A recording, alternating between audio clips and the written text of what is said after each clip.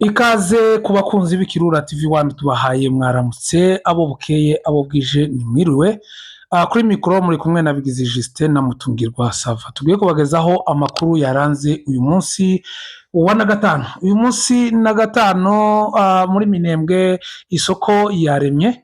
Turaza kurebera hamwe n'uburyo ki ku ndondo hiriwe indondo ya Bijombo ndetse n'indondo ya Rurambo. Turaza kugera muri Bibogobogo turebe ko abaturage ba Bibogobogo biriwe. Tunagera mu mujyi wa Uvira turebere hamwe uko byifashe ndetse turaza no gukubitira mu gihugu kibanyi cy'u Burundi. Tuza gusoreza amakuru yacu mu mugwa mukuru wa Goma cyangwa se muri kapitale ya AFC hariya i Goma. Aho niho dusoreza amakuru yacu. Rero tubahaye kaze kubakurikirana Ikirura TV One ngo muze tubane muri aya makuru yacu y'umugoroba tubabwire uko akarere kiriwe. Reka amakuru yacu tuze kuyahera mu misozi miremire y'Umurenge muri territoire ya Haut Plateau.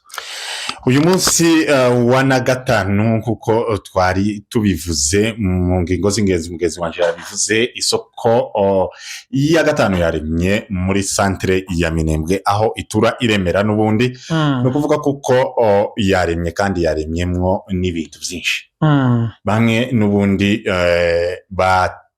bagize iminsi barafungiwe ibiryo amayira imyunyu amasabune ubu byose byatangiye kugaragara muri Minembwe kandi ku biciro nubwo kitaramanuka cyane kugezaho cari kiba ariko niho aho kiri kirashimishije aho kiri kugeza none ubu nyine naho harashimishije ariko kandi turizera kuko kizosubira na hamwe aho cabaga kandi cyangwa kikaja munsi yaho kuko urabizi abaturage ba hano mu Minembwe rero n'abaturage baho Plateau bose banyazwe ibintu byabo ubu ngubu ni ugutangira kwiyubaka kandi ntabwo ibicuruzwa bigomba kuja hejuru banyazwe ibintu abantu barapfuye no kuvuga kuko hariho abatishoboye batabasha kugura naho cosubira harya kuri mu buzima cyahozeho ariko kandi turizera neza kuko byose bizokunda abaturage ba hano mu Minembwe bakazabona ibintu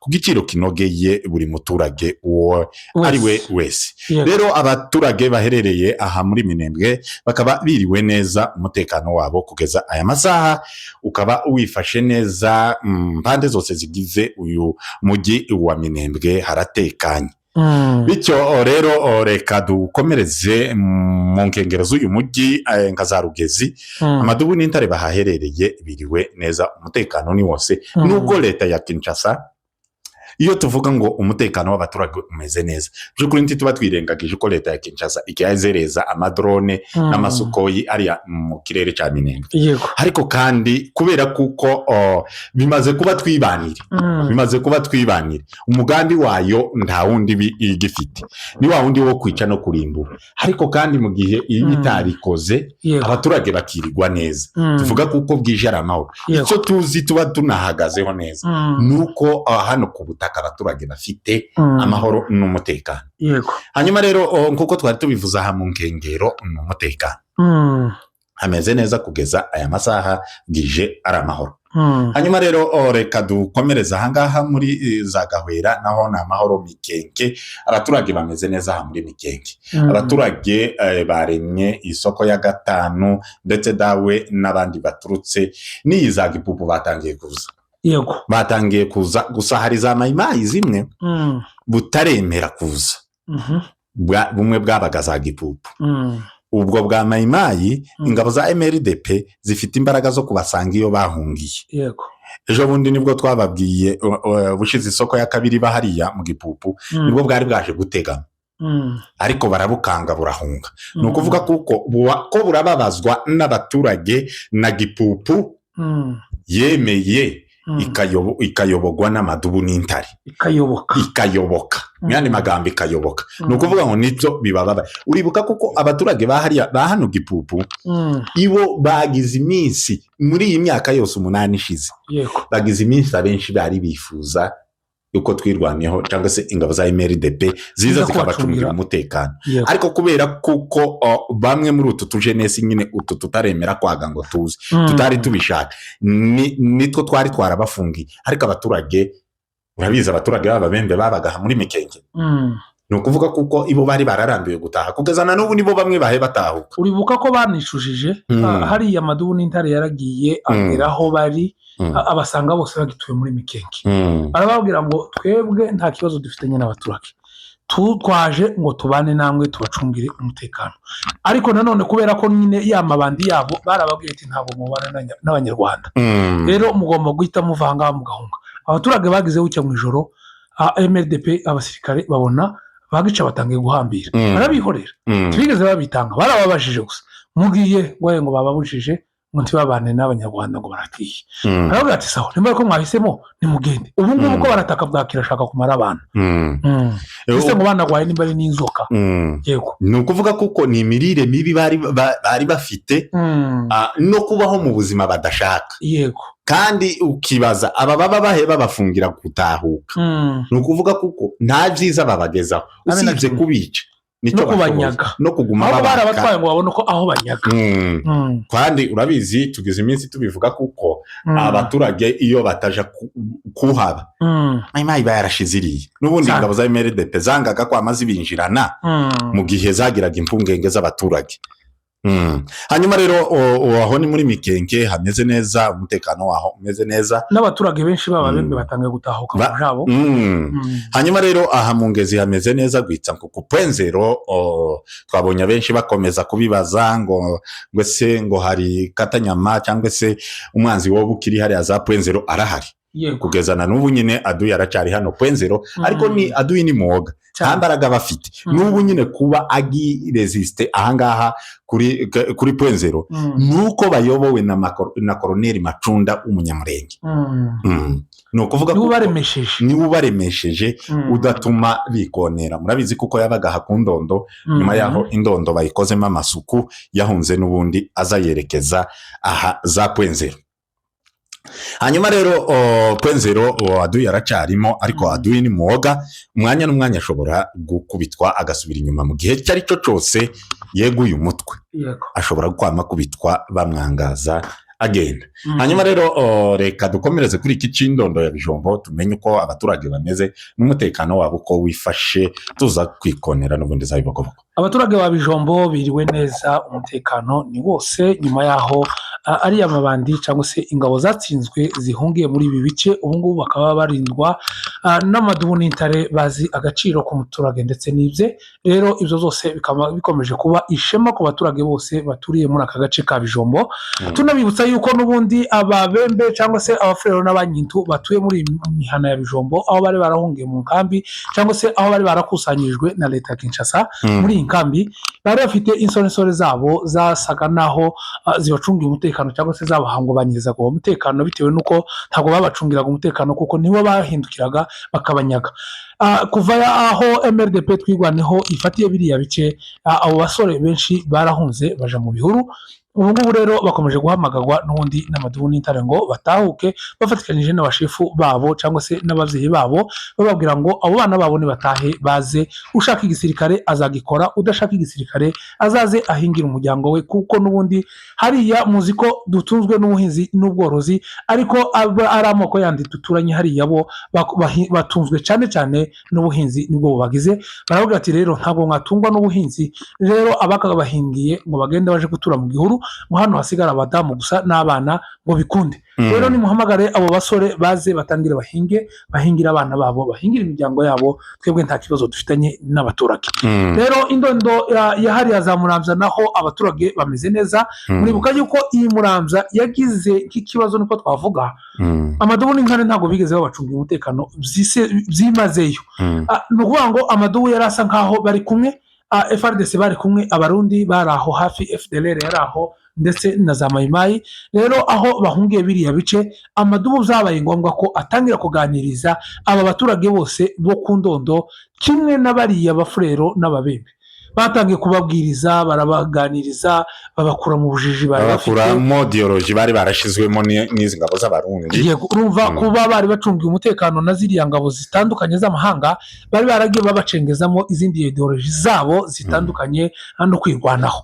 ariko rero nyuma y'aho amaduba hagereye yagiye abereka ukuri kw'ibintu, abereka n'uburyo ki abaturage bari babayeho nabi cyane hariya kuri ku Muramza no muri biriya mihana yindi ikikije hariya, baza kubereka uburyo ki ari ingabo z'amahanga n'ubundi ibyo babakoreraga byose byari bitewe no kutagira ubunyamwuga bwo gucungira abaturage umutekano ndetse n'ibyabo, cyangwa se zari ingabo zari zariyemeje ndetse kuzabarimbura. ariko kandi bo babereka ko ari abana babo icongeyeho ari ingabo zidatora, zirinda umuturage wese umukongomani, zidatoranya ngo zivuga ngo ubu ni ubwoko runaka cyangwa se ubu ni ubwoko runaka, kuko n'ubundi urebye muri MRDP ntabwo ari abanyamurenge gusa ahubwo ivanzemo n'andi moko atandukanye. rero uko niko ku ndondo iya Muramza naho hiriwe. muri Rurambo iho byifashe gute? muri Rurambo naho uko bimeze birasa neza, kuko isoko yo ku munsi w'ejo kuwa kane yararemye irema neza. urumva nta kindi cyari kuba isoko gusa yararemye neza, nibigaragaza yuko umutekano w'abaturage ndetse n'ibyabo wifashe neza. kugeza ubu tuvugana turi muri studio Rurambo nta kibazo icyo ari cyo cyose, nta raporo mbi, ahubwo amaraporo dufite n'ay'ibyishimo y'abaturage.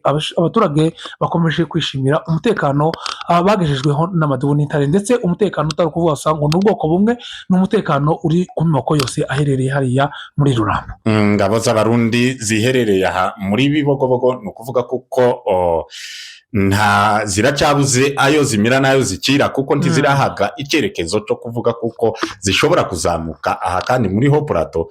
nyuma y'aho imirwano y'ubu yahaza Makobora ndetse haza kuba urugamba rukomeye, ihuriro rya FCRiza n'ubundi kwigarurira uyu mujyi wa Makobora. nyuma y'aho bari bavuze kuko bafite gahunda yo kusubira, kandi bamwe bavuga kuko bagomba kuzamuka bagahurukira za point zero, abandi bati tunyure kwa Swima dusubire kandi twisubize indondo ya Bijombo kuko twari tuyihoramo. ariko urebye niwo mugambi bafite. ni ukuvuga ngo mu gitondo cya kare twabonye message ya Patrick Muyaya, umuvugizi wa leta ya Kinshasa, aho yabeshe arabesha aravuga ngo batayo zitatu za RDF ingabo z'u Rwanda ngo zambutse ngo ziragenda ngo zizamuka mu misozi ya Ho Plateau, ngo ndetse ngo ni ya Mwenga, ngo ya Fizi na Uvira na Mwenga. ibyo nta kindi bisobanuye. twebwe tumaze kumenyera imvugo za leta ya Kinshasa, ni ukuvuga ngo iyo ishaka gutegura ibitero bikomeye ku baturage igihugu itwazo ishaka ikindi kintu yitwajije. rero ni ukuvuga ngo mu yandi magambo ibi Patrick Muyaya yavuze yuko hari batayo zitatu za RDF zazamutse, ibi ni ibisobanuye ko abaturage bo mu misozi miremire bagomba kuba maso. ni ukuvuga ngo ibitero byaba iby'indege byaba n'izo ku butaka bishobora kuba bigiye kubura bitewe n'amagambo yavuzwe n'uyu muyobozi.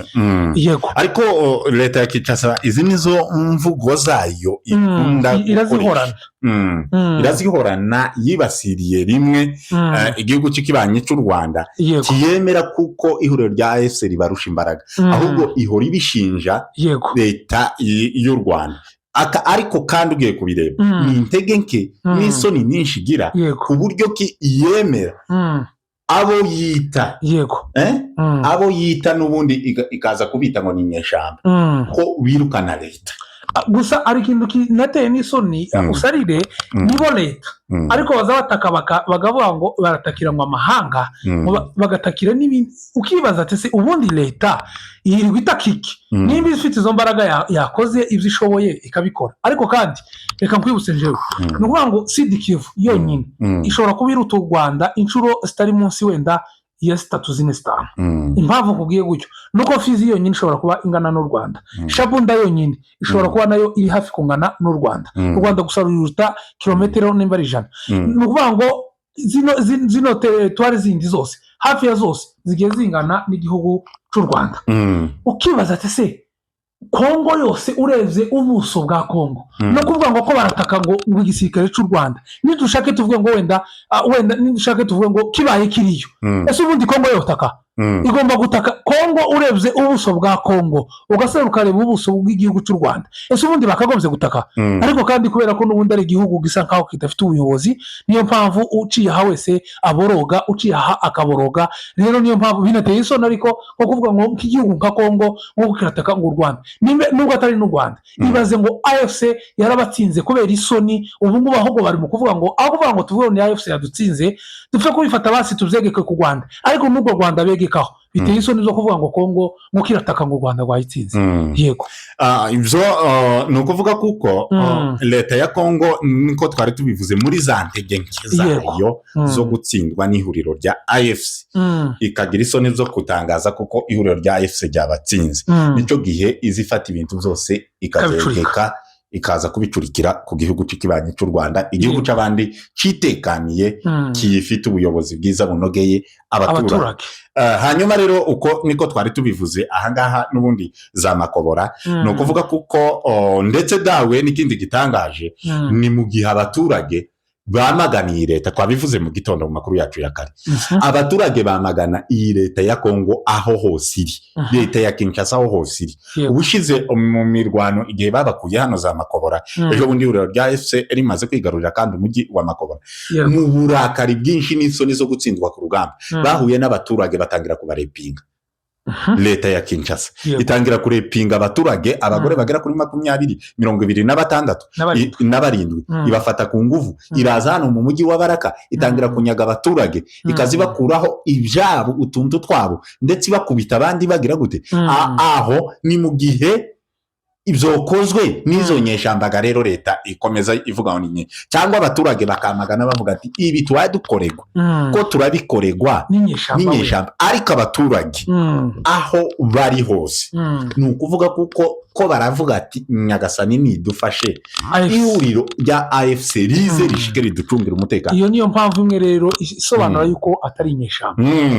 Rero ni ukuvuga kuko nabatanga umutekano, batanga umutekano kandi gabafite amakuru, bafite amakuru gutangira nyuma y'umujyi wa Uvira, ukomeza gutangira za Sange, ukaza ugahura ukabunagana aho bari.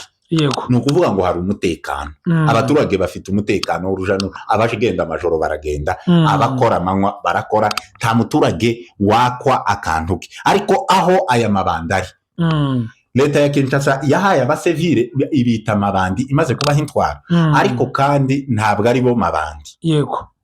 Ntabwo ari abariya wazalendo na mabandi yo ni inyeshamba zitazi intwaro, ariko leta ya Kinshasa niyo mabandi.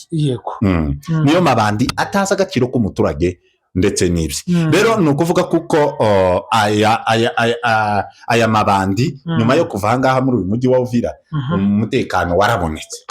Warabonetse abaturage bose, uko niko binifasha mu mujyi wa Uvira haratekanye. Naho mu gihugu kibanyi cy'u Burundi nuko ubushize kandi Perezida Neva aherutse kwibasira kandi igihugu kibanyi cy'u Rwanda, ariko kandi uyu mugabo ukibaza ati se aba bagabo bo baremwe gusa mu gutaka, nimba ari umugabo yakoze ibyo ashoboye gukora akareka gutaka kare, ese ubwo Rwanda bwo bazabirwa bavuga ko tutarumva umuyobozi wabwo aza kuri media amaze gutaka, ariko bo ugasanga buri gihe no kuboroga usoni imiborogo. Noneho ejo bundi ayose no gukora igitangaza, aravuga ngo Burundi ngo bufite ingabo ngo zitabonwa ngo n'amaso ya kimuntu, mbese mu yandi magambo ngo bafite ingabo ngo zivuye mu ijuru, mbese ni abamarayika.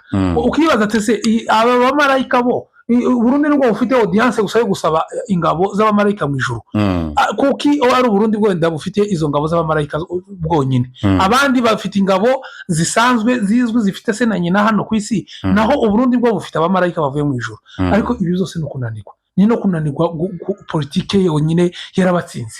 Ariko kandi tubibutse yuko iki gihugu kibanye cy'u Burundi kiri mu kangaratete, gifite ibibazo byinshi bitandukanye. Hari n'andi makuru yagiye acicikana kenshi avuga ngo uwahoze muri Gatama ngo yarirukanwe, ngo yakuwe hano mu gihugu cy'u Burundi, ngo agera ngo za Fizi, ngo aza kwangwa ngo na Yakutumba, ayo ni amakuru ya social media. Twebwe amakuru dufite ntabiduhamiriza yuko ariko kuri. Rero ayo ni amakuru abayavuze bayavuze, ariko twebwe amakuru dufite ntabwo ari ukuri. Nuko Munigatama agituye hano mu gihugu cy'u Burundi, wenda umutekano we waba utifashe neza cyangwa se wifashe neza ntiturabimenya, ariko kandi kuko tubizi tuzi ko hari bimwe ashinjwa ko guhemukira igisirikare cy'u Burundi mu gihe yari yaracijeje yuko nibamara kugerana nabo iri haruguru mu misozi miremire y'Umurenge azigarurira abaturage ndetse n'abasirikare ba MRDP twigwaneho ngo akabasha kubiyegereza. Gatogota n'akamanyura kugeza aya masaha umutekano wifashe neza mu mujyi wa Nyangezi na Bukavu haratuje haratekanye. Yego, umujyi wa Goma tugana ku musozi w'amakuru yacu. Mu mujyi wa Goma biriwe neza, ndetse abavugaga yuko ari imyigaragambyo ni abantu bagendaga bafata utu video twagiye duca hirya no hino bakabesha ngo ni imyigaragambyo yabereye hano mu mujyi wa Goma, ariko cyari kinyoma. Ariko kandi igitangaje uyu munsi muri territoire ya Masisi, leta ya Kinshasa yongeye gukoresha indege zidafite abapilote drone iza kurasa mu baturage hagati, aho yarashe abaturage benshi basiga ubuzima n'abandi benshi barakomereka. No kuvuga ngo abaturage 4 bahise basiga ubuzima ako kanya, abandi 8 barakomereka, ndetse akaba n'abandi bari bataraboneka aho bahungiye. Bikekwa ko wenda nabo ivyo zose bashobora kuba banakomeretse. Ukibaza ati se iyi leta ya Kinshasa kuki izigendikaja muri Minembwe ikarasisha drone, nta basirikare babo infantry ziri ku butaka, igasubira ikaja muri Masisi aho hose naho AFC ikontorora, igasubira naho ikarashisha indege za drone idafite n'ubundi infantry ku butaka. Ugasanga ibi byose biri mu mugambi wo kuvuga ngo ubwoko bw'abatutsi uko bizagenda bwose leta ya Kinshasa ntibushaka. Niyo mpamvu yavuze ngo twarananiwe ku butaka, ariko tugomba gukoresha n'indege zidafite abapilote cyangwa se n'izindi n'abafite, kugira ngo usango ubu bwoko tugerageze kuburangiza. Niyo mpamvu rero uyu munsi wa none hariya za Masisi indege zidafite abapilote zongeye gukora ibara, zica abaturage b'inzirakarengane badafite aho bahuriye n'ibintu za politiki. Ngayo rero nguko uko bimeze, leta ya Kinshasa ikomeje ico abarundi bita gashomborozo n'ubundi, aho ikomeje kurasisha abaturage bari mu maboko y'ihuriro rya AFC, gakomeza ibarasisha za drone. Ni ibintu bibabaje, mwabibonye za Masisi aho yarikiza ikamyirasa umihana y'abaturage cyangwa se masantere abaturage baherereyemo, kimwe n'ibyo irimo gukora n'ubundi muri ho plateau mu gace ka za Minembwe ikazi karasa aherereye abaturage. No kuvuga kuko iyi leta ya Kinshasa mu mugambi ifite n'ubundi ni wa wundi wo kwica no kurimbura. Ni ibintu bibabaje aho abaturage yishe abaturage barenga 3 n'abandi benshi barakomereka. Rero tukaba dukomeje n'ubundi kubwira AFC ni bakore umuti bacungira abaturage n'ubundi umutekano, bahagarike n'izi z'ibirere kuko abaturage badakomeza barenganira muri ubu buryo. Ngayo rero nguko uko hiriwe kugeza aya masaha uko niko vyifashe. Abakunzi b'Ikirura TV1 turabakunda ko mukurikirana amakuru yacu umunsi ku wundi.